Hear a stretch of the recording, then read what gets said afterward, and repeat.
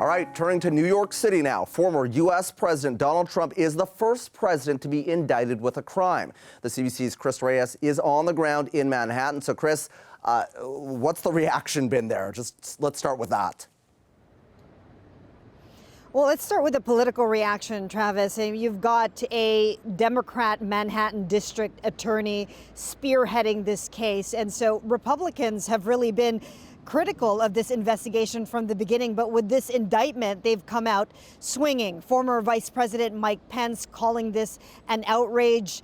House Speaker Kevin McCarthy saying that this is something that the American people won't stand for. And then really with some very strong words, Majority Leader Steve Scalise calling this indictment one of the clearest examples of extremist Democrats weaponizing government to attack their political opponents. Have a listen to what former U.S. Attorney General Bill Barr had to say, as well as Senator Adam Schiff.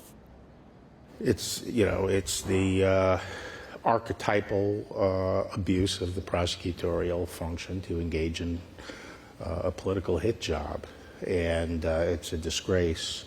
The law should apply equally, and you follow the evidence where it leads. The Manhattan grand jury believes it led to Donald Trump and it led to criminal activity. If that's the case, and the Manhattan DA believes they can prove it beyond a reasonable doubt, he should be prosecuted like anyone else.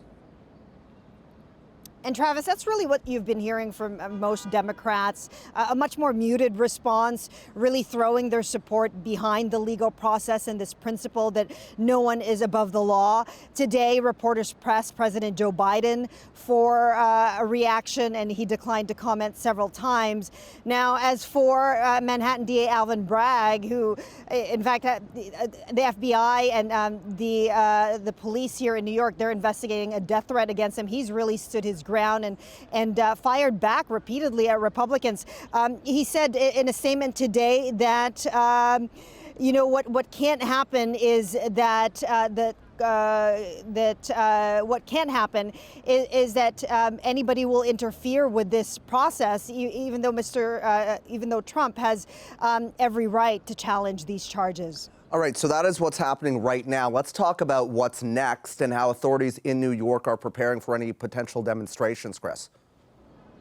That's right, Travis. Well, there's been an increased security around this courthouse in Lower Manhattan right behind me for the last 2 weeks, ever since Trump posted on social media a couple weeks ago that he had expected to be arrested last Tuesday. He called on his supporters to protest. Of course, he was not arrested, and his supporters haven't really showed up here. We haven't seen any big crowds here, but today, New York City Mayor Eric Adams said that the city is prepared for anything. A memo was sent out to the entire NYPD force, telling them to show up this morning in uniform, to be prepared, to be deployed anywhere in the city. But I have to tell you, Travis, even with all of these cameras here, even with barricades surrounding the building, this kind of feels a little bit like the calm before the storm, because it's next week that we expect Trump to show up at this courthouse for his arraignment. And then everything after that really is uncharted territory. You know, we have no details of how he'll surrender. We don't know how he'll come into the city of New York. We don't know how he'll get into the courthouse. Will he walk in? Yeah. Will he be in handcuffs? Will he be booked? All of those answers we'll be waiting for. We'll get them next week. Yeah, will there be a presidential mugshot? All these questions remain. Chris, appreciate it. And all eyes will be on that courthouse next week. That's the CBC's Chris Reyes from Manhattan. And let's dig into this now. For more on this story, I'm joined by Mark McKinnon. He is the co-creator of Showtime's The Circus, Inside the Greatest Political Show on Earth, and former advisor to President George W. Bush. Brian Stelter is a fellow at Harvard's Kennedy School and former anchor of CNN's Reliable Sources. They join me now. So, gentlemen, thank you for being here. I know that you both have covered the Trump show for some time, and I don't want to diminish this anyway, but it feels like we're at kind of the next season of the Trump reality show here. Brian, let me start with you. Like, what are we in for here when it comes to coverage of this in the coming weeks and months? Well, I think you're absolutely right. There is both a criminal story here about the president's legal liability, and we don't have much to say about that yet because we have not seen the indictment. We don't know the charges. But then there is a publicity story, an entertainment story, and a campaign story. All of those are wrapped up in the same thing because Donald Trump is trying to take power once again, and he wants to use this to his advantage in the most cynical ways possible. He wants people to look beyond the criminal story and focus on the spectacle, focus on the sun. And frankly, he has succeeded in doing that for 2 weeks because he claimed wrongly that he was going to be arrested 10 days ago. So by getting the media machine in overdrive for 2 weeks, he has put all the attention in the United States back on him. That's right where he wants it. But here's the thing. There used to be an attitude that if we're talking about Trump, he's winning, but that's clearly not true anymore. He lost the 2020 election. His favored candidates mostly lost in 2022. So the idea that all press is good press, that all publicity is good publicity, it is no longer true when it comes to Donald Trump. That is certainly true. But Mark, on that point, is this going to help or hurt him in his bid to become the Republican nominee? And what is the calculation here for Republicans who don't want to alienate his base, but also are perhaps cringing a little bit at this? Well, Donald Trump's goal is to take it out of the legal frame and put it in a political frame, which he is doing very aggressively. And there's two components to this for Donald Trump. One is politically speaking, and that is that it helps him in the short term. He soaks up all the oxygen on the Republican side because everybody's forced to defend him against what they're calling now, a Democratic political attack, even though they actually, as Brian said, they haven't even seen the charges yet. And so in the short term, it's good for Donald Trump because the base is rallying to support him. But as Brian said, in the long run, it's problematic. I mean, if I'm a political advisor, I do not sit down and say, what we really want to do is have a candidate running as twice impeached, lost the 2020 election and the Senate and the House for the first time in 100 years, and now is running under not just one indictment, but theoretically by next year, he could be running under 4 different indictments. And that's not a recipe for success, generally speaking. And so I guess for the GOP, I'll put this to you, Mark. For the GOP, is there a point in time, or can they pull him and say this isn't if they've got Georgia, if they've got New York, if they've got all of these things piling up? I mean, is there a calculation where they say, okay, we're in a MAGA daze here, and he can't be the nominee? Yeah. Well, I think that you've got a number of candidates waiting in the wings, and they're gonna kind of get through this first blush. They're going to support Trump, but it could be a sort of what I call the man who would be king scenario, which is as soon as people recognize, and when I say people, I mean MAGA base realizes that Trump is mortal and that he bleeds, he could bleed out quickly, and then at that point you could see a very wholesale shift and a rush to somebody to replace Trump when they see that he's staggering under the weight of the legal system. Brian, do you think that the media coverage will change at all when it comes to this? You wrote a book in 2020, Hoax, Donald Trump, Fox News, and the Dangerous Distortion of Truth.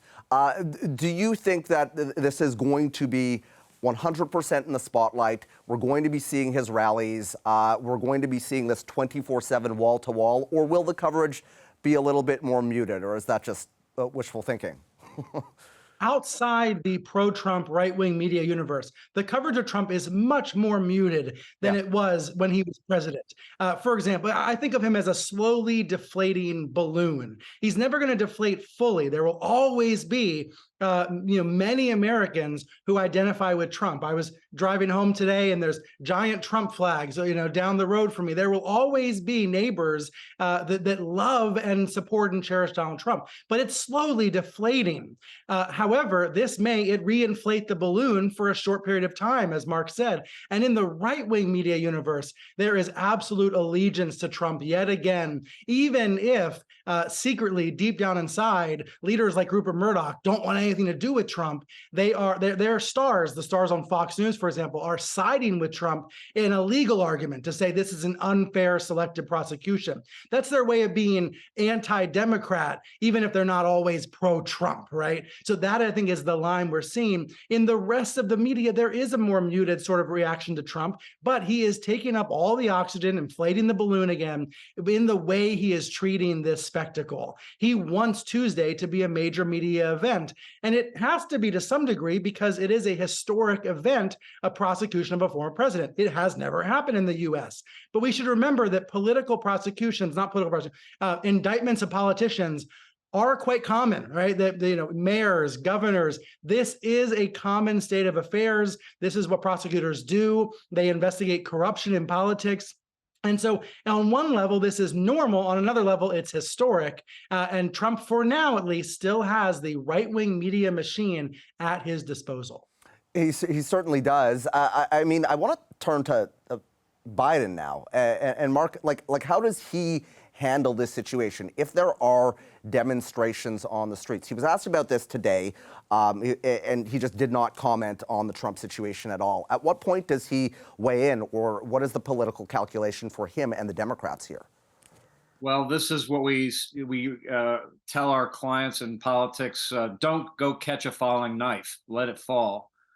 The best thing that Biden can do is stay 100% away from it, do his job, keep his head down. This is where, the reason that Biden got elected is because he looked normal. He looked like, he could put a blanket over the chaos. So the chaos is happening again, and they look at Biden. What they want to see is that calm reserve again. And so that's really what he needs to do. He needs to stay away from it.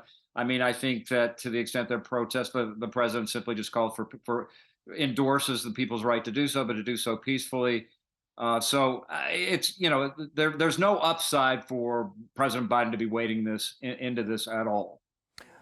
Brian, what do you think we'll see on Tuesday? Do you think Trump will want to be, in front of all of the cameras, walking into that courthouse? Do you think he'll want the mugshot to be out there? I mean, kind of walk us through what we can expect to see here in the coming days. Well, we know this is going to happen, or we expect it to happen Tuesday afternoon, East Coast time. So this is going to be an event that'll be seen live on social media and on TV, and then later for the nightly newscasts and the front pages the next day. We will actually visibly see very little of it, although the mugshot should eventually be released. I am sure that there's a part of Donald Trump that wants to be seen as a martyr here and to use this image, and maybe he'll do a scowling sort of face for the camera, for the mugshot camera. But there's another part of him, and I think this is important to realize, that has been trying to avoid and dodge this moment for decades. There have been investigations after investigations. There have been tax abnormalities, many other questions about Trump's businesses. He has been working hard for many, many years to avoid a moment where he is charged with a crime, a moment where he is arrested. This is an absolute low point for him as a person, even if he tries to pretend otherwise. And that duality, that tension, I'm really curious to see how it plays out and how it plays out on the world's largest stage. We can suspect that he wants the attention, but there's a part of Donald Trump that is absolutely fearing what's about to happen, remembering there is a prospect of real penalties here as well as in the other investigations that are ongoing. So, I wonder how many people will fall for his show versus recognize the painful and dire moment it is for him, and also potentially for the country, to the point that it's more destabilizing for the U.S. political process. Mark, last question to you, and I only got about 30 seconds or so. I mean, this is a very different time than 2016. So much has happened. So much will happen next week. Could Donald Trump become the president of the United States again? I don't think so, Brian. I tell my Democratic friends that you should pray and hope that Donald Trump is the nominee of the Republican Party, given the fact that Biden is 80 years old and a number of other factors that maybe happen between now and then. He's probably not the strongest Democrat to be running. Nobody is when they're 80 years old. And so just from a political standpoint, probably any other Republican nominee could beat an 80-year-old Biden, but not a four-time indicted Donald Trump. This is bizarre down here. I can only imagine what it's like north of the border looking at this. It's interesting. It is very interesting. Gentlemen, thank you for your time today, and come back again, please. Stay calm and carry on.